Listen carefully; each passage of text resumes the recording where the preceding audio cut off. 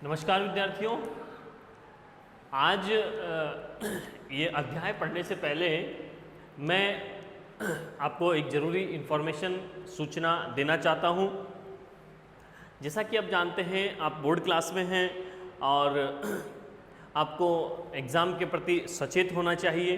ठीक है, तो जैसा ये टाइम चल रहा है तो इसमें हमको क्या करना है, लापरवाही नहीं बरतनी है, बल्कि और अच्छे से हमको तैयार होना है। ठीक है, तो हिंदी विषय की बात करें तो हमने एक तो सृजन जो पाठ्य पुस्तक है वो पढ़ ली है और ग्रामर के कुछ टॉपिक पढ़े हैं। ठीक है, और अभी हम पीयूष प्रवाह नाम की पुस्तक को पढ़ रहे हैं। तो इसमें हमको क्या करना है, ये जितना भी ये ग्रामर हमने पढ़ी है, ग्रामर के जितने नोट्स हैं वो अपने नोटबुक में नोट हम करेंगे। ठीक है, या फिर उसको जीरोक्स करवा कर अपने पास में रखेंगे। ठीक है, ग्रामर को।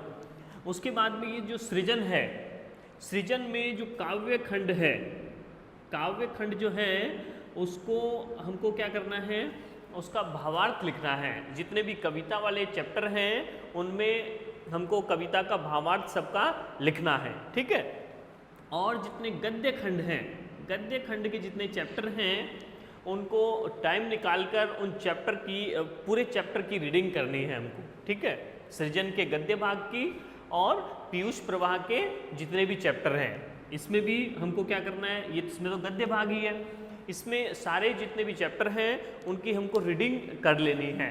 ठीक है ना, ताकि उसके बीच में से भी कोई क्वेश्चन आए तो हम उसको हल कर सकें, उसका जवाब दे सकें। ठीक है, क्योंकि अभी तो हमारे पास सफिशिएंट टाइम है, इस प्रकार हम उसको कर सकते हैं। तो लापरवाही नहीं बरतेंगे, बल्कि इस टाइम को, इस जो भी अवसर है इसको हमको क्या मानना है, सुनहरा अवसर हमको मानना है और अच्छी तैयारी हमको करना है। ठीक है, तो आगे इस संदेश को देते हुए आगे मैं बढ़ता हूँ। तो हम बात कर रहे हैं पीयूष प्रवाह के पहले चैप्टर की, जिसका नाम है उसने कहा था। ये एक कहानी है चंद्रधर शर्मा गुलेरी की लिखी हुई, और ये इसको मील का पत्थर भी कहा जा सकता है इस कहानी को, क्योंकि इसने बहुत ही अच्छा संदेश हमको दिया है। इसमें कहा गया है कि जो इस कहानी का जो मुख्य पात्र जो लहना सिंह है वो क्या करता है, वो उसका जो प्रेम था वो क्या था, निश्चल प्रेम था, और उसने उस प्रेम के लिए त्याग किया। ठीक है, और अपने सर्वस्व त्याग उसने कर दिया, आत्म उत्सर्ग कर दिया उसने, और उसने कर्तव्य का पालन किया। मुख्य बात यह है, उसने कर्तव्य का पालन किया है, सैनिक की दृष्टि से भी सैनिक का कर्तव्य पालन किया, और जो उसने कहा था, सूबेदारनी ने कहा था, उसके कथन को भी उसने, उसके वादे को भी उसने पूरा किया। इस प्रकार से वो कर्तव्य का पालन उसने किया। ठीक है, तो ये कहानी मरकर भी अपने कर्तव्य का, अपने वचन का, अपने वादे को पूरे करने का जो भाव है वो हमें बताती है, जगाती है। तो बात करते हैं कहानी की। तो पिछले भाग में हमने समझा कि कौन सी कहानी को श्रेष्ठ कहा जा सकता है, उसके पात्र कौन कौन से हैं इसके अंदर। ठीक है, ये हमने बात की है। आज बात करते हैं उस कहानी की। ठीक है, तो इस कहानी में, इस कहानी को 5 भागों में, 5 दृश्यों में बांटा गया है। तो बात करते हैं पहले दृश्य की। पहला जो सीन है उसमें क्या कहा गया है, अमृतसर के बाजार का दृश्य बताया गया है। लेखक ने क्या कहा है कि शहरों में जो बाजार में जो गाड़ी चलाने वाले होते हैं, ठीक है, वो क्या करते हैं, वो राह में चलने वाले जो भी पैदल जो चलते हैं लोग बाग, उनको भी वो टक्कर मार देते हैं कई बार। ठीक है, बड़े शहरों की बात हो रही है, तो उसमें लोगों को रास्ते चलते हुए को टक्कर भी मार देते हैं, चोट पहुंचा देते हैं, और राह में चलने वाले, पैदल चलने वाले लोगों को वो अपशब्द भी कहते हैं। ठीक है, बड़े शहरों के लोग। लेकिन बात हो रही है अमृतसर की। अमृतसर में ऐसा नहीं है। अमृतसर के जो बम्बू कार्ट वाले जो हैं, या कह सकते हैं बैलगाड़ी वाले जो चलाने वाले जो लोग हैं, वो क्या करते हैं, उनके पास में वो सकरी गलियां हैं, छोटी छोटी पतली गलियां हैं, और फिर भी वो क्या कर रहे हैं, उन गलियों से वो अपना रास्ता तलाश कर रहे हैं। उनके रास्ते में बहुत से लोग पैदल भी जा रहे हैं, लेकिन वो किसी को चोट नहीं पहुंचाते हैं और ना ही अपशब्द कहते हैं। मधुर वाणी में वो बात कर रहे हैं, चाहे कोई वृद्ध व्यक्ति हो, ठीक है, या कोई बच्चा हो, सबसे वो मधुर वाणी में बातचीत कर रहे हैं, ठीक है, और वो सबसे रास्ता तलाश करते हुए जाते हैं। उसी मार्ग में उन्हीं बम्बू कार्ड से बचते हुए रास्ता तलाश करते हुए एक लड़का और एक लड़की, जो इस कहानी के मुख्य पात्र हैं, वो मिलते हैं। लड़का 12 साल का है, लड़की 8 साल की है, ठीक है।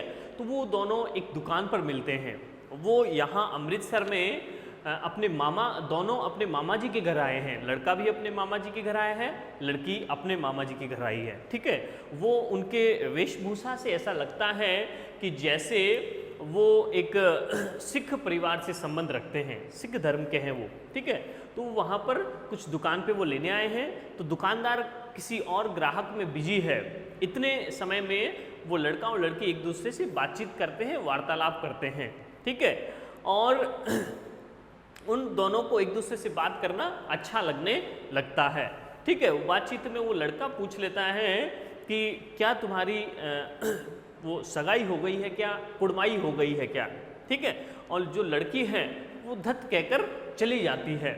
तो उसके बाद में वो निरंतर 2-3 दिन तक वो लड़का और लड़की मिलते रहे बाजार में, ठीक है ना, किसी न किसी काम से वो मिलते हैं वापस। और फिर क्या होता है कि वो लड़का फिर वही सवाल पूछता है कि तुम्हारी कुड़माई हो गई क्या। तो वो लड़की कह देती है कि हाँ हो गई, मेरी तो सगाई हो चुकी है, ठीक है। तो वो कहती है कि देखो ये रेशम से जो कढ़ा हुआ जो सालू है, जो मैंने ये शॉल पहन रखा है, जो मेरा ये वस्त्र है, ये बताता है कि मेरी सगाई हो चुकी है, ठीक है।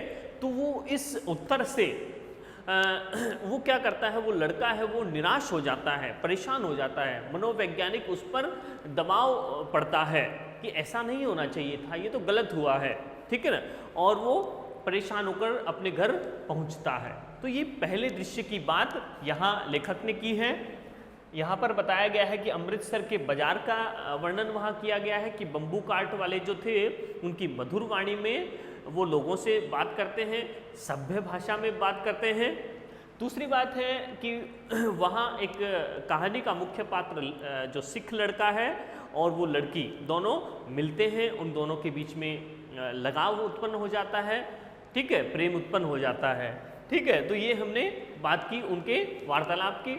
दूसरा दृश्य, दूसरे दृश्य में क्या बताया गया है, इस दृश्य में विश्व युद्ध, जो प्रथम विश्व युद्ध हुआ 1914 से लेकर 1918 तक, उस दृश्य के सीन, उसकी पृष्ठभूमि में ये कहानी लिखी गई है, ठीक है ना।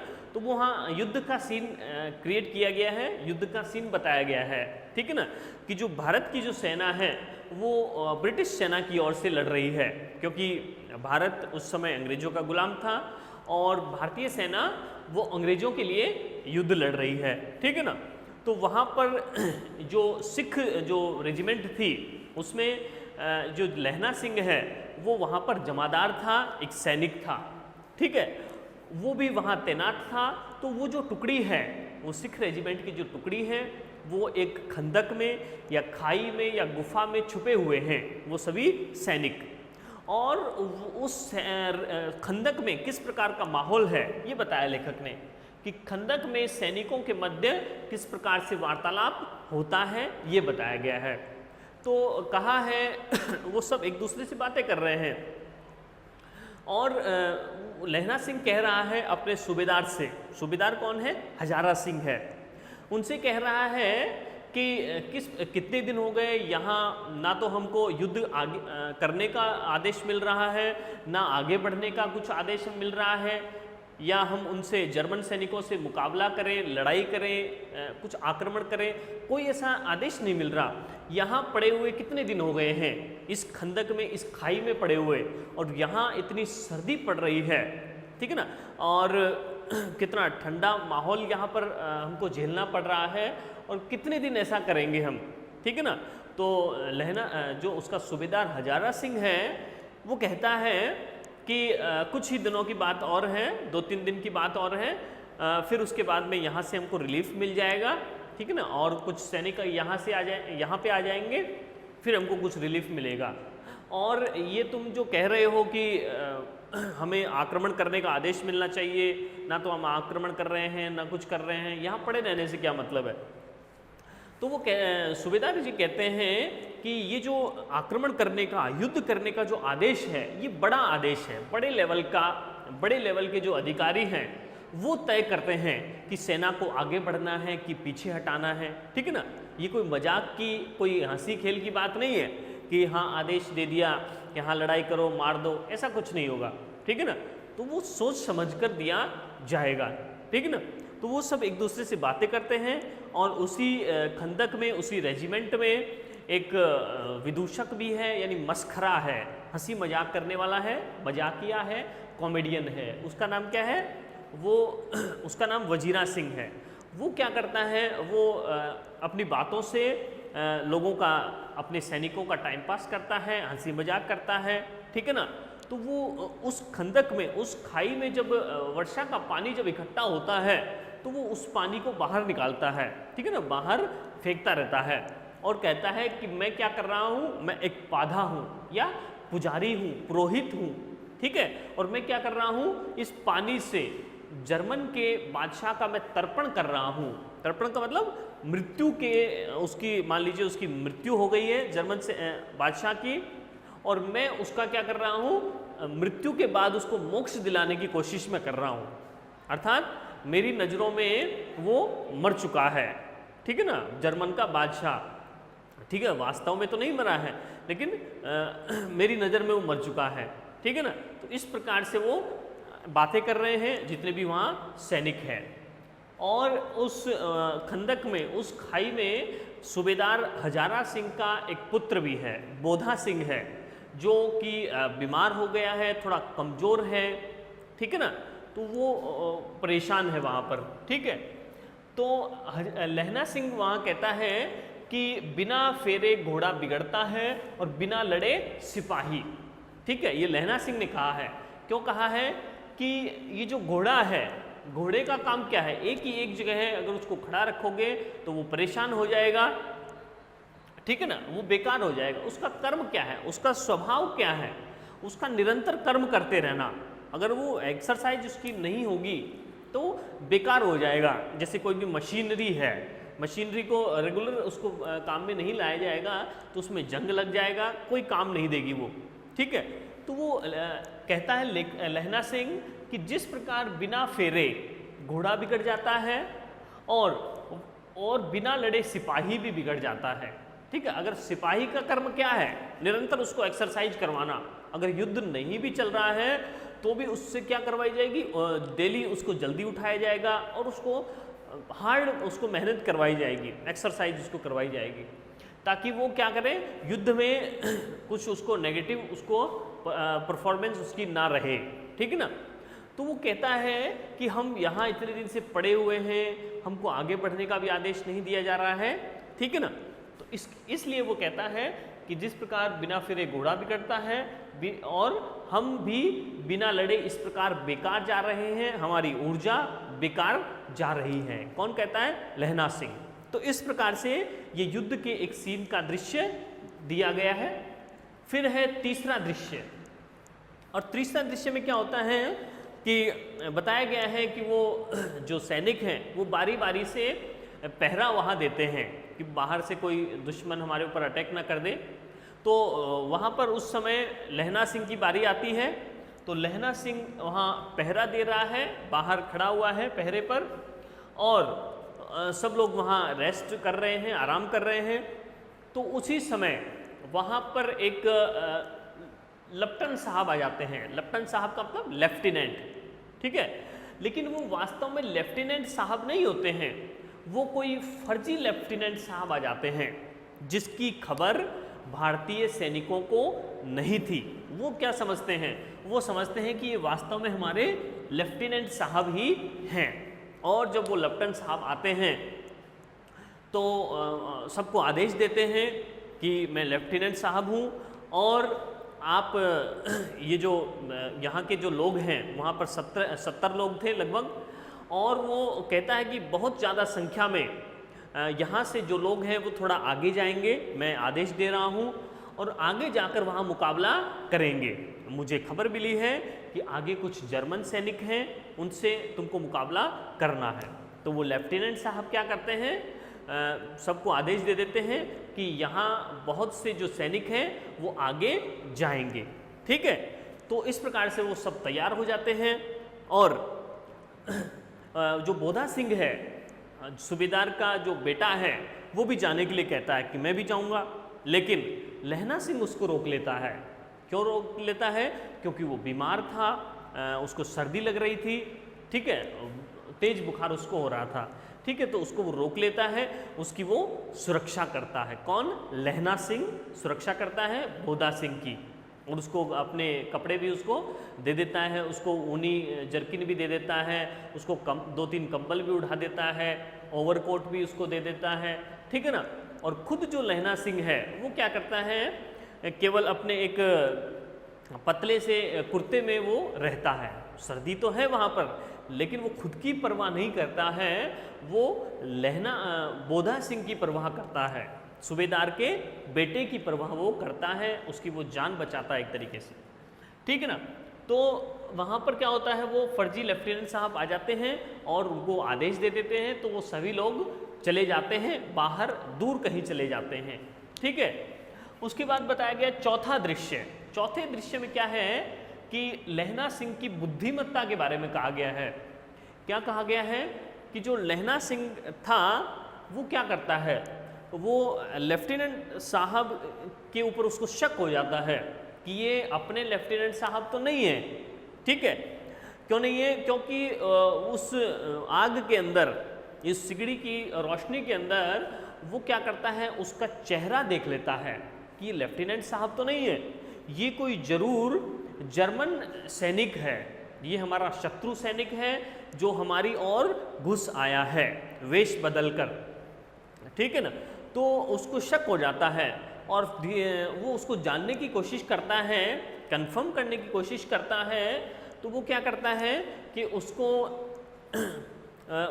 देखता है, उसको जांचता है कि उससे बातचीत करता है, ठीक है ना, और बातों से उसको पता हो जाता है, उसको ज्ञात हो जाता है कि ये शत्रु सैनिक ही है, ये हमारे लेफ्टिनेंट साहब नहीं हैं, ठीक है ना। तो वो तुरंत निर्णय लेता है कि अब मुझे कोई एक्शन लेना चाहिए इस बारे में। अगर मैं कुछ एक्शन नहीं लूँगा तो ये जो जर्मन सैनिक है ये क्या प्लानिंग से यहाँ आया होगा, हो सकता है कि ये मेरी पूरी खंदक को उड़ा दे, सारे सैनिक मारे जाएं, ठीक है। तो लहना सिंह क्या करता है, तुरंत एक्शन लेता है, तुरंत सोचता है और वो उसको बुलाता है। तो वहाँ जो वजीरा सिंह था उसको निर्देश देता है कि सुनो वजीरा सिंह, मैं यहाँ पर सबसे सीनियर हूँ, इस वक्त जमादार हूँ, और तुमको मैं आदेश देता हूँ कि जितने भी सैनिक वो बाहर चले गए हैं, ठीक है ना, सूबेदार जी भी गए हैं, उन सबको वापस बुलाकर लाओ।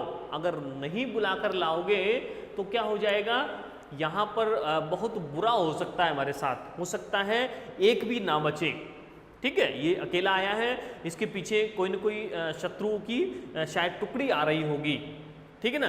तो इस प्रकार हमको बहुत बुरा हो सकता है। तो वो जाता है बुलाने के लिए वजीरा सिंह, और लहना सिंह क्या करता है, उतने समय में उनसे, उस नकली लेफ्टिनेंट साहब से क्या करता है, मुठभेड़ करता है, मुकाबला करता है, ठीक है।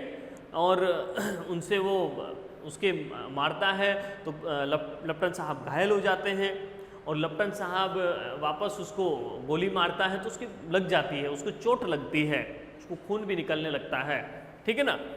और इस प्रकार वो क्या करता है, उसमें वहाँ पर देखते ही देखता है कि बहुत से लोग वहाँ पर टुकड़ी आ गई है, कौन से, शत्रु सैनिक, जर्मन सैनिक आ गए वहाँ पर, ठीक है ना। तो फिर जैसे ही वो जर्मन सैनिक भारतीयों को मारने लगते हैं, भारतीय कितने थे, 8-10 लोग वहाँ बचे थे केवल, तो जैसे ही वो मारने लगते हैं तो वो फिर क्या होता है कि एकदम से वहाँ पर जो भारतीय जो सैनिक जो आगे चले गए थे ठीक है, उनको वापस बुला लिया गया था वजीरा सिंह के द्वारा।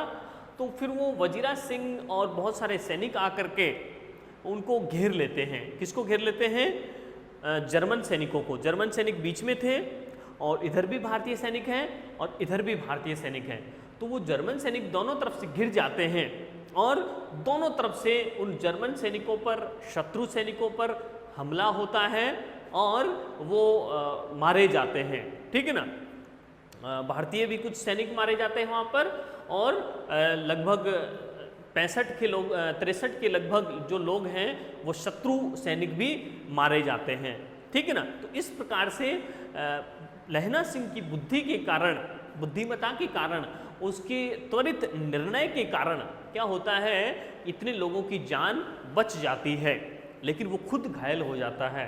ठीक है ना, उसकी जगह 2-3 घाव भी लग जाते हैं उस मुठभेड़ के अंदर, उससे घावों से खून बहने लगता है। ठीक है ना, तो इस प्रकार से वो घायल हो जाता है लहना सिंह। ठीक है, उसको जो खून है वो चलने लगता है। फिर भी वो घायल होकर भी क्या करता है, सूबेदार के पुत्र की वो रक्षा करता है। ठीक है ना, उसको बचाने की वो कोशिश करता है, हर संभव प्रयास वो करता है घायल होने के बाद भी। ठीक है, तो उसके बाद ये 5वां दृश्य दिया गया है और इसमें क्या कहा गया है कि वो घायल होकर वजीरा सिंह की गोद में वो लेटा हुआ है। लहना सिंह किसकी गोद में लेटा हुआ है? वजीरा सिंह। वजीरा सिंह कौन है?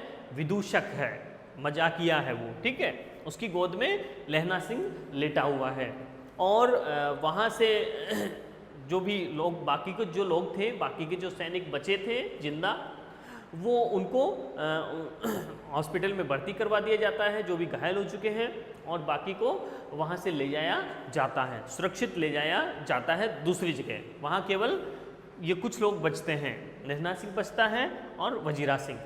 ठीक है, तो लहना सिंह कहता है कि मैं यहीं रहूँगा। ठीक है, तो और वहाँ पर लहना सिंह वजीरा सिंह की गोद में लेटा हुआ है और लेखक कहता है कि मृत्यु के कुछ समय पूर्व स्मृति बहुत साफ हो जाती है। इसका क्या मतलब है कि लहना सिंह को बहुत बुरी चोट लग चुकी है और वो पहले से भी बहुत घायल हो चुका था। क्यों? क्योंकि उसने खुद की परवाह नहीं की। किसकी परवाह की? सूबेदार के पुत्र की परवाह की, बोधा सिंह की परवाह की। अपने जो भी कपड़े थे, गर्म जो कपड़े थे, ठीक है, वो उस बोधा सिंह को दे दिए थे और खुद मेहनत करता रहा, खुद लड़ता रहा। ठीक है, अपनी परवाह नहीं किए, अपनी परवाह किए बगैर। ठीक है, लहना सिंह तो उसकी हालत बहुत बेकार हो चुकी थी। लेखक ने कहा है कि ऐसा लग रहा था कि वो उसकी मृत्यु निकट आ रही है। ठीक है, और ऐसा कहा है कि जब मृत्यु आती है तो कुछ देर के लिए जो पिक्चर है वो क्लियर होती जाती है, उसको साफ दिखाई देने लगता है, मैंने अपने जीवन में क्या किया और क्या नहीं किया। ठीक है ना, तो लेखक कहता है कि उसकी स्मृति साफ हो गई। लहना सिंह को जो भी कुछ घटा था अपने जीवन में वो सब साफ दिखाई देने लगा कि कोई सामने कोई मूवी चल रही हो। ठीक है ना, तो उसको सबसे पहला सीन याद आया, आंखें बंद करके वो लेटा हुआ है, घायल है। ठीक है, तो उसको सबसे पहले याद आया कि मैं अमृतसर का वो दृश्य याद आया जब मैं 12 साल का था और एक 8 साल की लड़की से मैं मिला था। वही दृश्य उसको याद आ जाता है। ठीक है ना, और वो फिर वो दर्द से कराहने लगता है। फिर उसको आंखें बंद वो करता है। फिर दूसरा सीन उसको याद आता है। दूसरा सीन कौन सा है? वो 25 साल बाद का दृश्य है। उसमें क्या होता है? उसमें वो एक सैनिक बन चुका है, वो सेना में भर्ती हो चुका है, सिख रेजिमेंट में। और उसमें वो क्या करता है कि वो छुट्टियों में आया हुआ है अपने घर पर और उसको वापस सेना में युद्ध में जाने का उसको आदेश मिलता है। तो उसके पास सूबेदार हजारा सिंह का मैसेज आता है कि ठीक है, मुझे भी आदेश मिला है, तुमको भी मिला है, तो अभी हमको क्या करना है, तुम मेरे घर पर आ जाना और हम साथ ही युद्ध के लिए चलेंगे। कौन चलेगा? लहना सिंह चलेगा और लहना सिंह सूबेदार जी के घर पे जाएगा और वहाँ से सूबेदार जी और उसका बेटा जो बोधा सिंह है वो सभी तीनों लोग युद्ध के लिए जाएंगे, ठीक है ना। तो ये बात हो गई। और जो सूबेदार जी हैं हजारा सिंह जी, वो क्या कहते हैं कि तुम मेरे घर से होते हुए जाना, मुझे भी साथ में लेते चलना। और वो कहता है कि जो तुम्हारी मेरी जो पत्नी है सूबेदारनी है वो भी तुमको जानती है। तो ये लहना सिंह सोचता है कि मुझे कैसे जानती है, मैं तो मिला ही नहीं हूँ अभी तक उससे, ठीक है, आपकी पत्नी से सूबेदारनी जी से मैं नहीं मिला हूँ, लेकिन वो मुझे कैसे जानती है। तो वो लहना सिंह पहुँचता है सूबेदार जी के घर पे और वहाँ देखता है, ठीक है, सूबेदारनी को। तो वो सूबेदारनी वही लड़की थी जो कि उसे बचपन में मिली थी, ठीक है, उस बचपन में मिली थी अमृतसर के बाजार में। अब वही बड़ी हो गई है और उसकी शादी सूबेदार हजारा सिंह से हो गई है, ठीक है, वही लड़की है वो। तो वो सब बातें लहना सिंह को याद आ रही है, ठीक है, पुरानी बातें जो घटी है, ठीक है। और वो फिर आंखें बंद कर लेता है और वो लेटा हुआ है, घायल है। तो फिर वो याद उसको आ रही है, मानो कि वो सूबेदारनी उसको कह रही हो कि तुमने मेरी जान पहले भी बचाई थी, ठीक है, और अब क्या करना, मेरा एक काम है, मैं तुमको एक काम सौंप रही हूँ। लहना सिंह से वो कहती है कि मैं तुमको एक काम सौंप रही हूँ। क्या काम है कि तुम्हारे साथ मेरे पति जा रहे हैं, सूबेदार हजारा सिंह जी जा रहे हैं, और मेरा पुत्र बोधा सिंह जा रहा है, इन दोनों की रक्षा करना, ठीक है। ये किसने कहा था? सूबेदारनी ने कहा था। सूबेदारनी कौन है? वही लड़की जो बचपन में लहना सिंह को मिली थी। तो उस वचन का पालन करने के लिए, कौन सा वचन? जो सूबेदारनी ने कहा था कि मेरे पति और मेरे पुत्र की रक्षा करना, उस वचन का पालन करने के लिए लहना सिंह अपनी जी और जान लगा देता है, ठीक है। वो अपने सैनिक के रूप में भी कर्तव्य को पालन करता है और अपने प्रेम को सिद्ध करने के लिए भी वो अपने कर्तव्य का पालन करता है, ठीक है ना। तो इस प्रकार का वो दृश्य उसको पहले अपने जीवन में घटे हुए सारी घटनाएं उसको क्लियर होने लगती है, एक एक घटनाएं वो सामने उसके आ रही है, ठीक है ना। तो वो सारी चीज़ें आने लगती है। तो ये लेखक ने कहा है कि सारी चीज़ें उसके सामने आने लगी और धीरे धीरे उसकी सांसें बिल्कुल लगा कि बंद होने लगी है, ठीक है ना, क्योंकि वो बिल्कुल घायल हो चुका था और वो वजीरा सिंह की गोद में लेटा हुआ है। उसको लग रहा है कि वो वजीरा सिंह जो हैं वो मेरे परिवार में ही हैं और वो कीरत सिंह हैं, वो वजीरा सिंह नहीं है बल्कि कीरत सिंह हैं, मेरे चाचा जी हैं, उनकी गोद में मैं लेटा हुआ हूँ, ठीक है। तो वो उनकी गोद में लेटा हुआ है, वजीरा सिंह की गोद में। लेकिन लहना सिंह को क्या लग रहा है कि मैं कीरत सिंह की गोद में लेटा हुआ हूँ और यही मुझे मौत भी आ जाए तो कोई परेशानी नहीं है, ठीक है। तो इस प्रकार वो बहुत घायल हो चुका था। उसका जो है आत्म त्याग हो जाता है, त्याग करता है, प्राणों का उत्सर्ग भी वो कर देता है अपने कर्तव्य का पालन करने के लिए, ठीक है ना। तो ये उसमें बताया गया है। और कुछ दिन बाद पेपर में न्यूज़ आती है कि जो जमादार लहना सिंह था वो घावों के कारण, युद्ध में जो घाव लगे उन घावों के कारण वो मारा गया, उसके मरने की खबर भी छप जाती है, ठीक है। लेकिन इसमें क्या कहा गया है कि वो अपने कर्तव्य का पालन कर देता है, ठीक है। तो ये हमने समझा कि ये जो कहानी है उसने कहा था, किसने कहा था? सूबेदारनी ने कहा था, ठीक है। किसको कहा था? लहना सिंह को कहा था। क्या कहा था? कि मेरे पति सूबेदार और मेरे पुत्र बोधा सिंह की रक्षा करना, और उसके वचन की वो मर कर भी क्या करता है, उसके वादे को निभाता है, उसके वचन को, दिए गए वचन की पालन करता है, ठीक है ना। तो इस प्रकार हमने इस चैप्टर को समझा। धन्यवाद।